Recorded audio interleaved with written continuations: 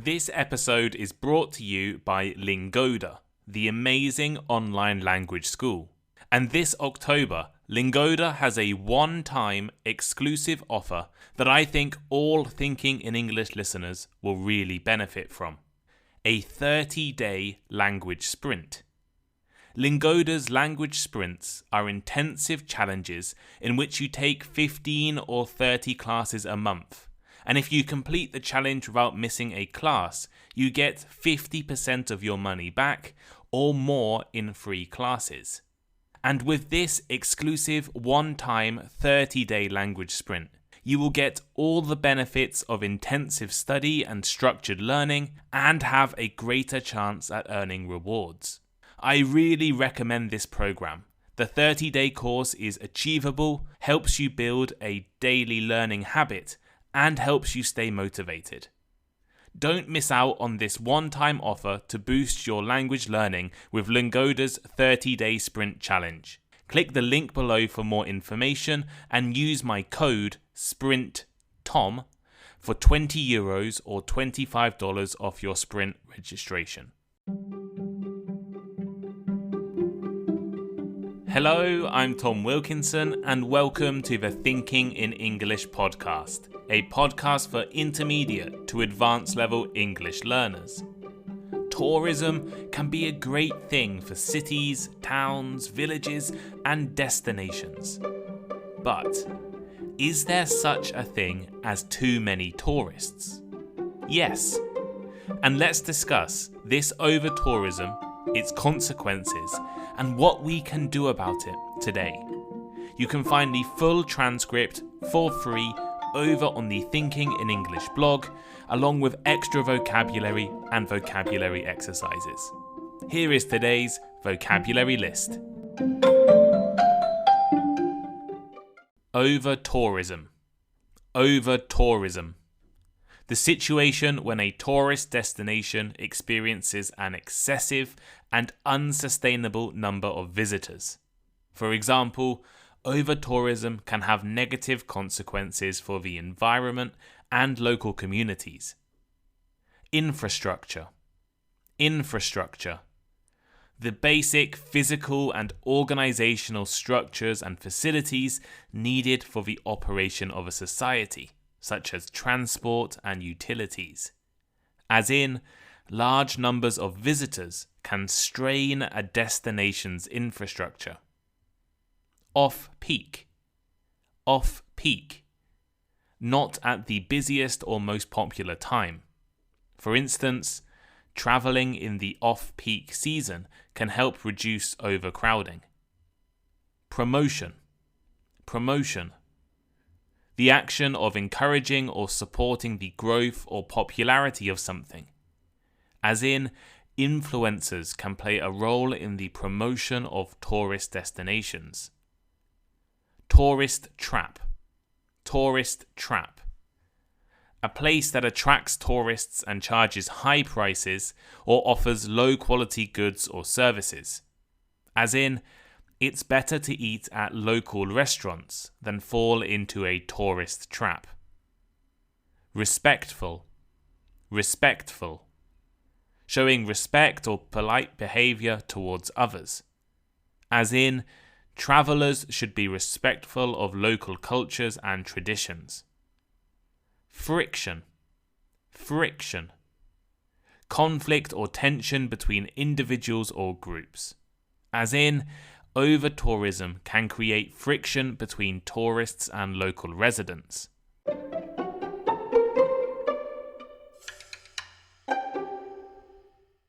In February 2022, I took a road trip with a few friends of mine from graduate school in Tokyo. We drove to Fuji Kawaguchiko, the town right next to Japan's iconic Mount Fuji. We booked an Airbnb with a spectacular view of the scenery and enjoyed days of hiking and taking in the amazing sights. Fortunately for us, there were very few tourists around at that time. Most of the Airbnbs in the area were empty, as were the hotels. And in fact, the place we stayed gave us a large discount, I looked today, and right now the price is almost 4 times higher than when we booked 2 years ago. There were a few reasons for the lack of tourists. We travelled on a weekday in February, which is the off-peak season. It's not the most popular time to visit Fuji, as the mountain can only be climbed in the summer. Our trip was also during the COVID-19 pandemic. Japan was closed to international tourism, and while domestic tourism was allowed, the Japanese people were being very cautious. This is why we chose to rent an entire house near Mount Fuji rather than travelling to a big city. We wanted to stay away from COVID, stay safe, and stay away from people. Even so, it was eerily quiet. Mount Fuji is one of the most popular sightseeing spots in the world, but during the pandemic it was almost deserted. Local restaurants, stores, and hotels were struggling to survive without the support of visitors and travellers. Last summer, tourism to Fuji did recover somewhat, but Japan remained closed to international travel. This year, things have been very different. Fuji is not struggling with a lack of tourism, but with too many tourists. The trails to the top of the mountain are clogged with people. 65,000 people climbed to the top of Mount Fuji in July and August this year, 17% more than in 2019. There are more accidents and illnesses due to inexperienced climbers. The mountain is covered with trash and litter left behind by the large number of climbers, and it takes up to twice as long to climb to the top as it used to. In Japanese culture and religion, Mount Fuji is not just a mountain, it is sacred. And while tourism is a welcome source of revenue, it is becoming increasingly damaging to the holy mountain. Fuji is not unique. Places around the world are struggling with over-tourism. Too many tourists.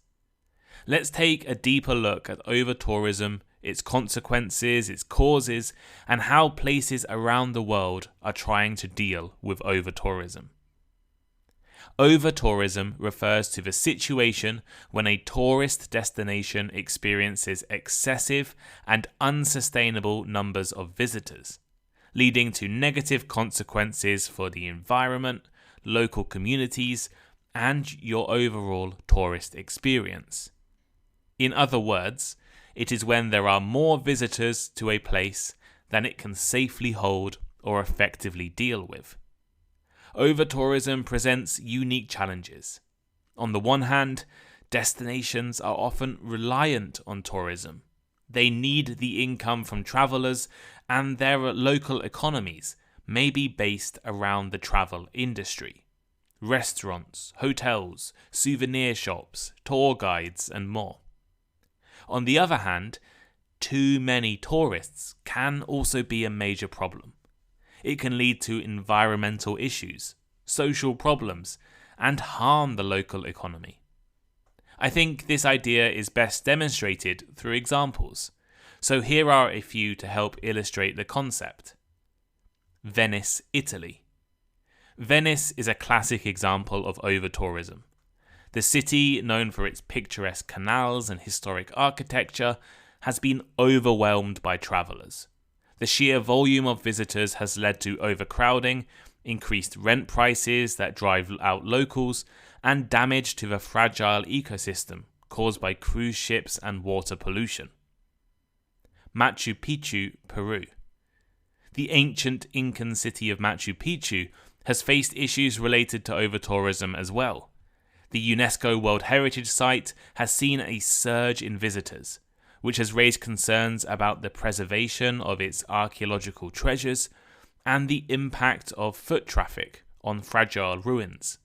In other words, people walking too much on the fragile ecosystem. Santorini, Greece. The Greek island of Santorini is famous for its stunning sunsets and whitewashed buildings overlooking the sea. However, the island has faced challenges due to over-tourism, including traffic congestion, a strain on water resources, and environmental degradation. Greece is currently trying to encourage tourists to visit other parts of the country, instead of just travelling to a few overcrowded islands. Maya Bay, Thailand. The 2000 film The Beach turned Maya Beach in Thailand into a tourism hotspot. 5,000 visitors a day came in by boat to enjoy the sand and sea, and in the process, they were destroying it. The beach was closed for 3 years to allow coral and sea species to recover, and now boats and swimming are banned. The region is focusing on high-end luxury travellers rather than mass tourism. Holstadt, Austria. The small and picturesque village of Holstadt has only 800 residents, but it can receive up to 10,000 visitors a day during the peak season. The residents of the village have been staging regular protests against the ridiculous number of visitors in recent years.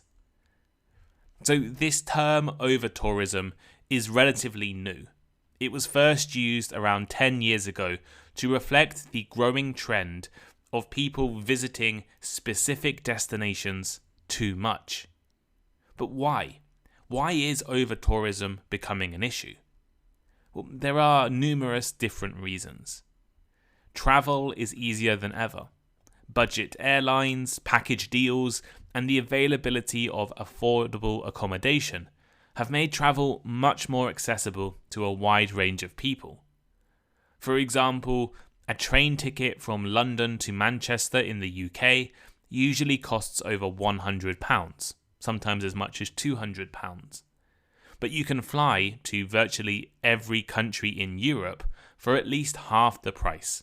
I checked, and there were 35 destinations in Europe that you could fly to for less than £50 from London. Sometimes these can be 10 times cheaper than a train journey within the UK. So, of course, people are going to travel internationally when it is so affordable, and they're going to travel to the destinations served by these flights. Social media, combined with marketing and promotion, has allowed people to share their travel experiences and potentially make a location go viral. Now with TikTok, influencers can really make a difference in promoting the popularity of a place. You see this all the time with popular restaurants, cafes, or beautiful sites, which somehow instantly become popular overnight due to influencers. Another cause of issues in many places, including Venice, is cruise ships. Large cruise ships can bring thousands of passengers to a destination in a single day, overwhelming the local infrastructure. Some communities become heavily dependent on tourism as their main, even only source of income, which has led to the continuous promotion of tourism and excessive focus on attracting visitors. If you need tourism to survive, of course you want more tourists, but too many tourists can also flood the system and cause many issues. However, this year, probably the biggest contributor to overtourism is the legacy of the pandemic. During peak COVID, tourism was almost completely stopped. Travel completely vanished. Some destinations, including New Zealand, Australia, and Japan, were closed to all tourism for years. Travellers were forced to delay plans until after the pandemic, and they were given the time and space to research trips in detail, to watch TikTok videos or Instagram reels, to look for recommendations and places to visit.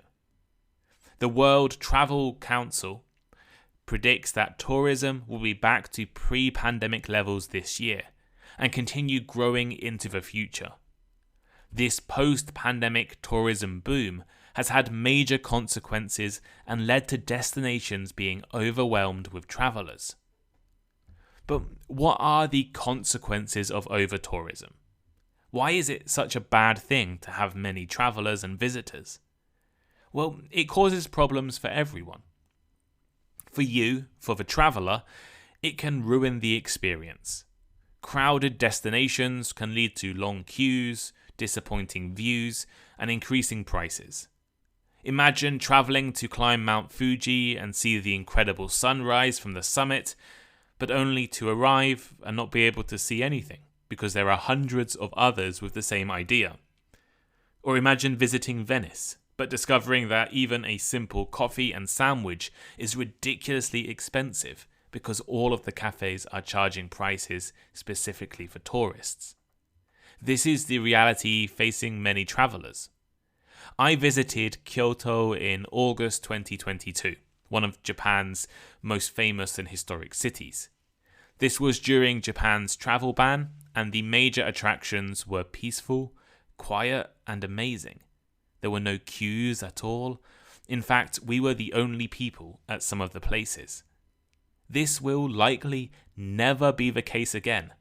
This year, Kyoto is considering measures to control traveller numbers.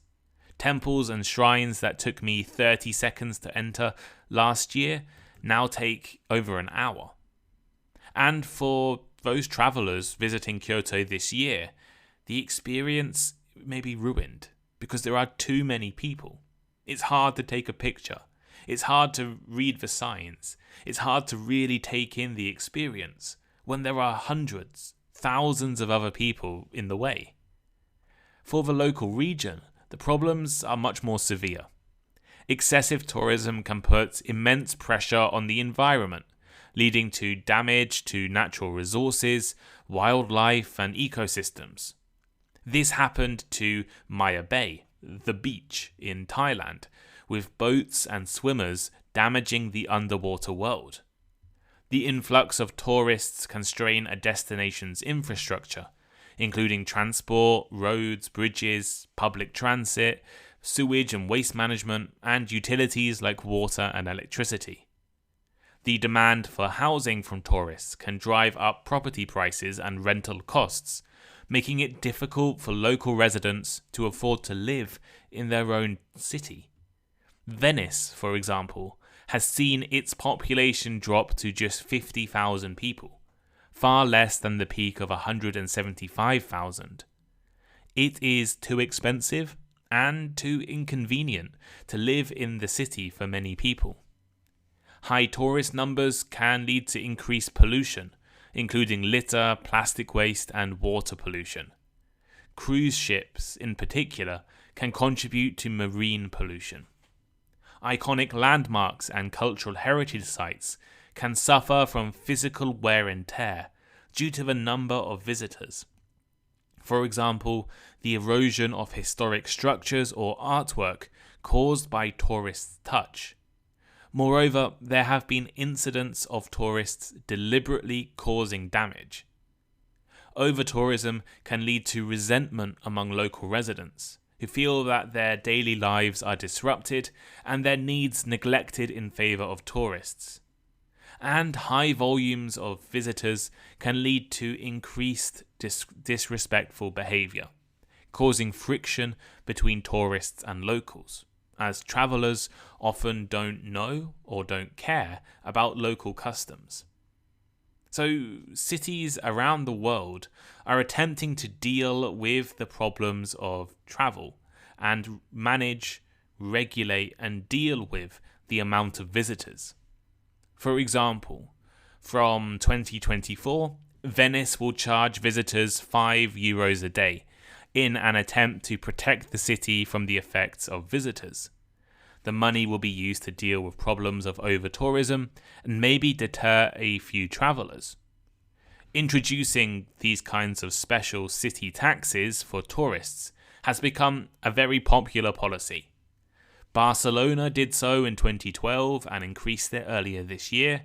The Japanese island of Miyajima will introduce one this month, and the remote country Bhutan may have the most extreme tax, $100 per night per tourist in taxes. Another popular measure is banning cruise ships. From the Orkney Islands north of Scotland to Amsterdam to Venice, places across the world are restricting the number of cruise ships allowed to stop and visit. Cruise ships are one of the biggest problems in the travel industry. They cause overcrowding, they cause pollution, and they're generally inconvenient for cities. Some places have closed entirely to visitors.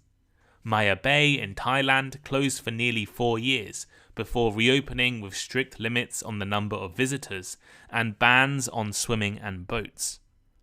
Another famous example of somewhere being closed entirely is the Lascaux cave in France, and I probably pronounced that incorrectly. I'm sorry.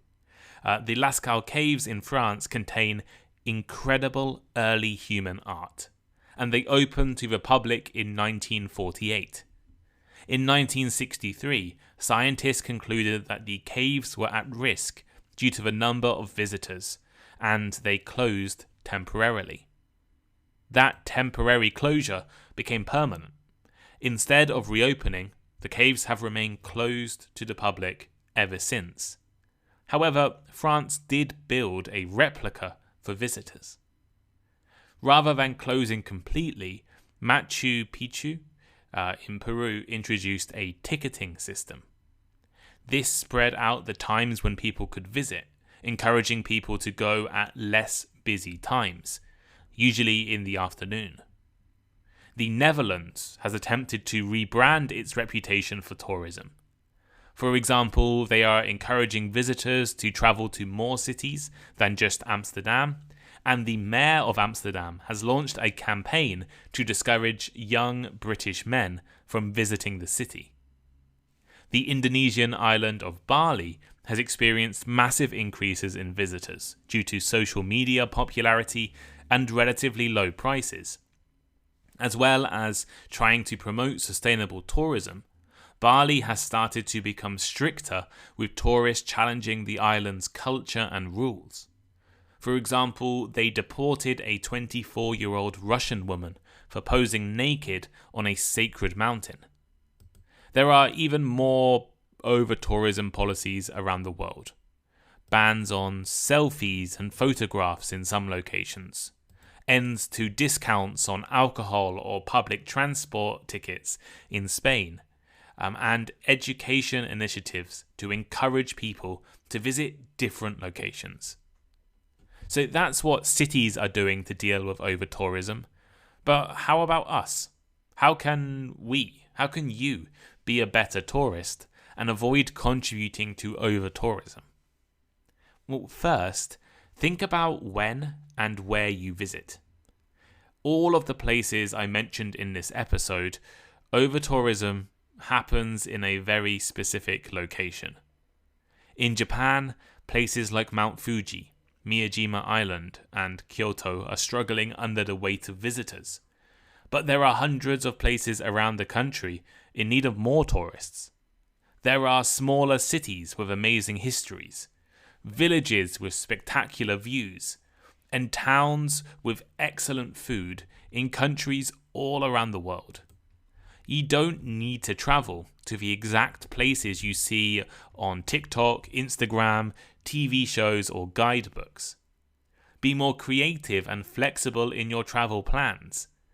Greece, Iceland, and the Netherlands have all launched campaigns to encourage people to not just head to the most popular places. Be more adventurous. Visit less popular areas. And by visiting slightly less popular locations, you will probably have a better experience. You will learn something different to other tourists. You will see new sights, and you will have a unique experience. Of course, this isn't realistic for everyone. If it has been your dream to visit Barcelona or Machu Picchu or Amsterdam, of course you should visit. But try to travel in a way that is respectful and kind to local residents. Travel in off-peak seasons when there are less visitors. Travel in small groups and make sure as much of your money is spent in local businesses as possible. You can stay in local hotels or guest houses rather than national chains or Airbnbs. and you can eat at local restaurants rather than tourist traps. And of course, respect the local culture and environment. If you're going to climb a mountain, wear climbing gear and plan your journey. You would be surprised how many people climb Mount Fuji in shorts and sandals, even though it's snowing on the top of the mountain. If you're going to a religious site, be respectful. And if you're staying in a residential area, be quiet. Preventing over-tourism means being more respectful and more flexible in your travel plans, and respecting the area you are visiting.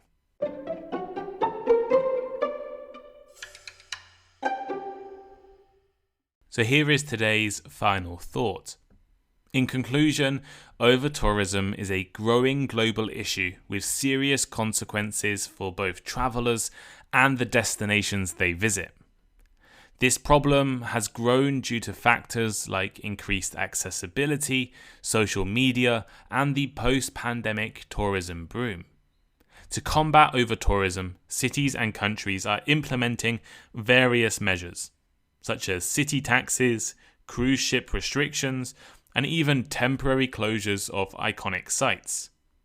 As travellers, we can contribute to the solution by choosing less crowded destinations, being flexible in our travel plans, and respecting local cultures and environments. But what do you think? How can you help prevent over-tourism? How can we be better tourists? And do you live in an area that is affected or damaged by the number of visitors it receives? I know I have quite a few listeners in places like Venice and Barcelona, so I'd be curious for your ideas on how tourism is positively or negatively affecting your cities, your locations. You can leave a comment on Spotify. You can leave a comment on the Thinking in English transcript. They're linked in the description. Transcripts, always linked in the description of every single podcast. Or you can find them over on the website. Or you can reach out to me on Instagram or Patreon or any other social media. Thank you all so much for listening today. Go and try out Lingoda's Language Sprint. They've sponsored today's episode. The link's in the description. Lingoda's Language Sprint. Excellent. And I'll see you all next time.